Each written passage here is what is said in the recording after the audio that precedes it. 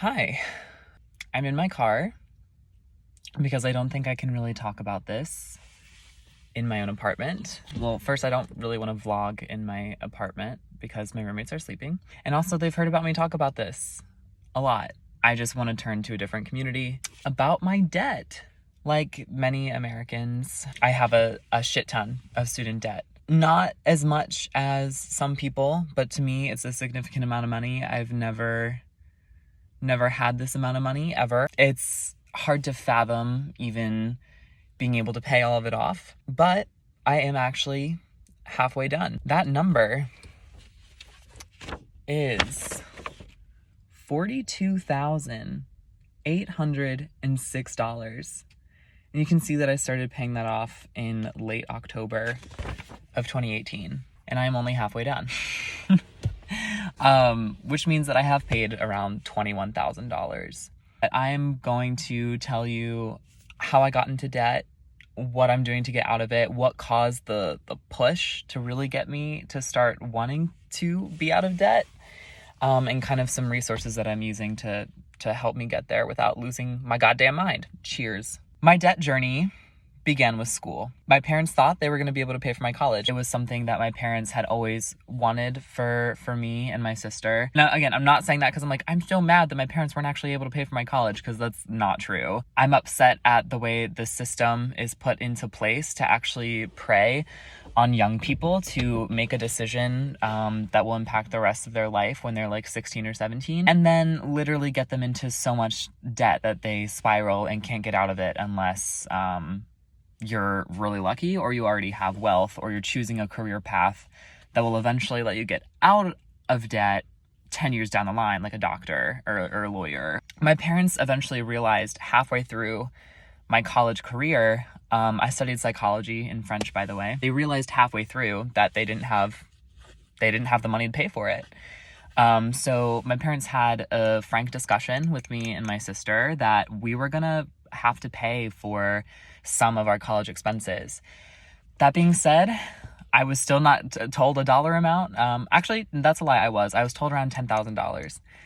And I was told that it was going to be a little more because I decided to study abroad. So I was thinking, like, okay, if I have like an extra semester, like that's what, like another like $5 or $6 grand, like $16K. And then and then when I exited college, my parents kind of showed me the loan. Turned out to be a little over $30,000. However, what happened shortly after college is I needed a car.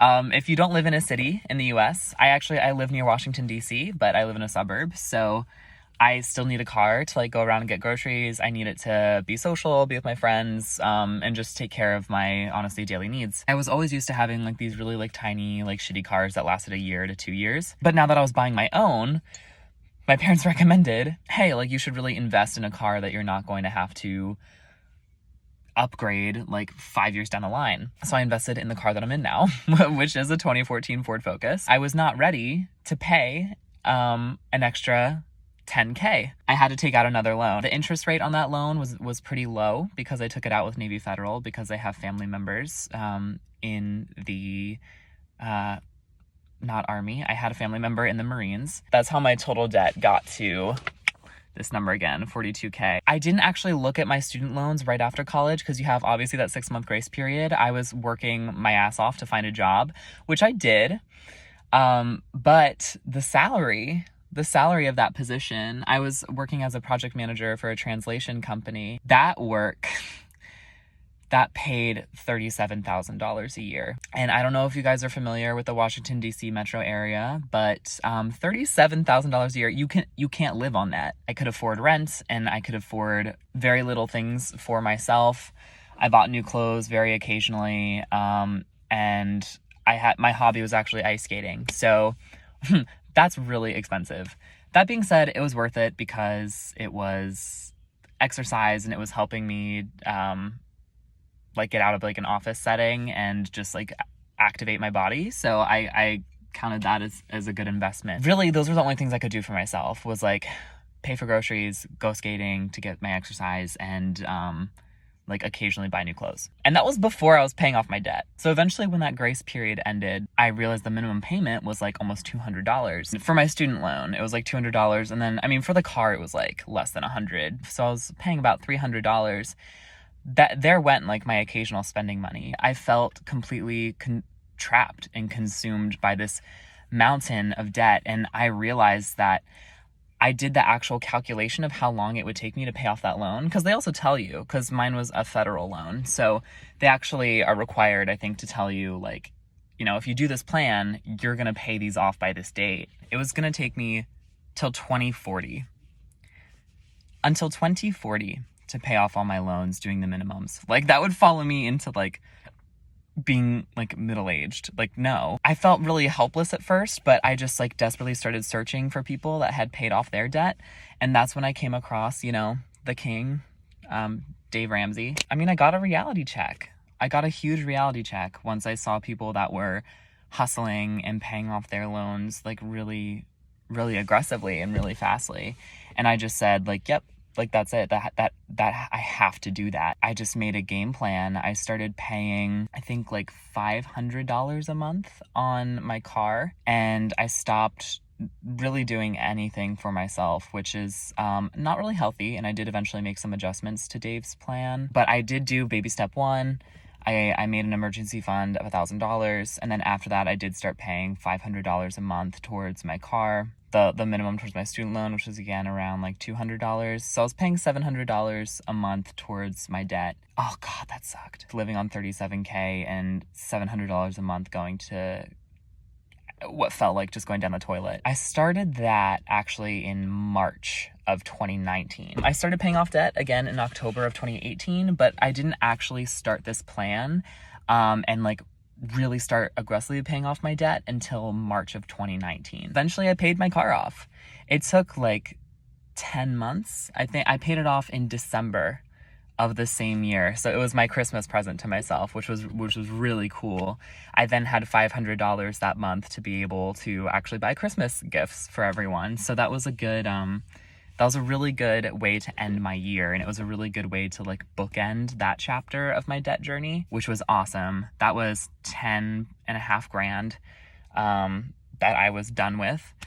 But then I came to my student loan, which was honestly a bit scary. Starting off 2020 with like $32,000 kind of sucked. I mean, it was like, I followed the debt snowball of doing your smallest loan first and then working your way up.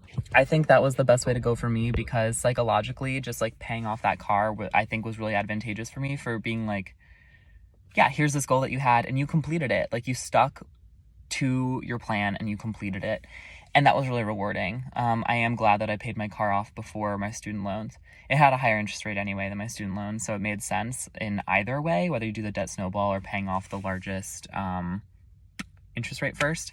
It worked for both, so it was kind of a no-brainer. But just doing it that way made me feel so much more confident about paying off my student loan. I was paying $500 on my student loan, or $600, because then I had that extra money. Yeah, I was paying like a little over $600 on my student loan per month. I still realized that it was still going to take me 4 years, I think, to pay it off, even at that pace. And I hated my translation job, so the natural progression was, you gotta start making more money, bro. I started applying for other types of office jobs that at least paid 10 grand higher. So I was looking for at least like 47K. I got really lucky right before the pandemic. So in March, I was able to secure a position that paid 52.5. That's what I'm doing now. I work for a startup. I work for an internet like tech startup. And although it's still definitely not a dream job, I'll make a whole video series about that. It's helping. It's really helping. Like, I have been able to pay now over double. So I actually pay $1,500 a month towards my debt now, which has skyrocketed the progress from March through August, which is awesome. God, I've paid off how much? March, April, May, June, July, August. Each of those is $3,000, $6,000. I've paid off like $9,000 within the past 6 months. I should be done within the next year, I think. I should be done within the next year. Because if I'm paying $1,500 a month, that's $15,000, just add a zero. And then I actually built up my emergency fund a little bit because I was scared during the pandemic. So I actually shoved a couple grand that way. But if I get to pay some of that I could go back down to my like baby emergency fund of $1,000 once I can pay this debt off. And that gives me an extra $4,000. So that would be like $19,000 in just 10 months that I could put down on this. Yeah, I could pay this off in less than a year. I'm feeling better about it, but I do get in these lulls. I'm not gonna lie, I get in these like really bad spots, and I'm not gonna lie, I'm kind of in one right now, which is what motivated me to make this video, because I really just needed to talk about it and I needed to get the frustrations out there. There are some days, I mean, I have a lot more money now, and to motivate myself to keep going, I did buy myself a Switch because now that I was halfway through and I still had a bit of money, I saved up that money and I bought myself a Switch just because I really wanted a motivator for halfway through my journey. Fuck the haters. If that's what's gonna motivate me to keep going and reward myself and give me some entertainment to just not think about debt all the time, then I think I should 100% do it. And something else that I really want to do is, again, like do some video series about my life, debt. I want to get back into the video editing space and the YouTube space. So I think that just sharing my experiences, I think will be a productive use of my time, a creative use of my time, and a fun use of my time. It would be turning this like debt journey into, I think, a more positive and exciting journey as opposed to a painstaking one. It's like turning this shitty moment and like my anxiety in my brain and turning it into something productive, fun, that can connect a community and make the experience beautiful as opposed to painful. I guess those two things aren't mutually exclusive. I guess beautiful things can be painful, like birth. No, I don't want to see birth. I don't want to look at someone giving birth, but everyone always says it's beautiful, so I don't know. That's a really weird note to end on. I can make more in-depth videos about like what my month to month is like. Actually, that would be very boring because I just told you I pay $1,500 a month, like it's set. I don't have adjustable income, so that would actually be a very boring video because it'd just be like, I work 9 to 5. But I definitely want to make a video about how 9 to 5 life is 1000% not for me and how every day sucks. I'm really only doing this 9 to 5 life so that I can live. And I really want to get to a place where instead of working to live, I want to live to work. I want to invest my time, energy, and my work into work that is going to be meaningful to me. And I'm not saying that work has to be easy. I don't want work to be easy. I want to be challenged, but I want to accomplish something that feels good instead of accomplishing something that just puts money in the pockets of people I don't care about. That's kind of it. I'm looking forward to make better videos and more themed ones. And yeah, that's it. Good day and bye.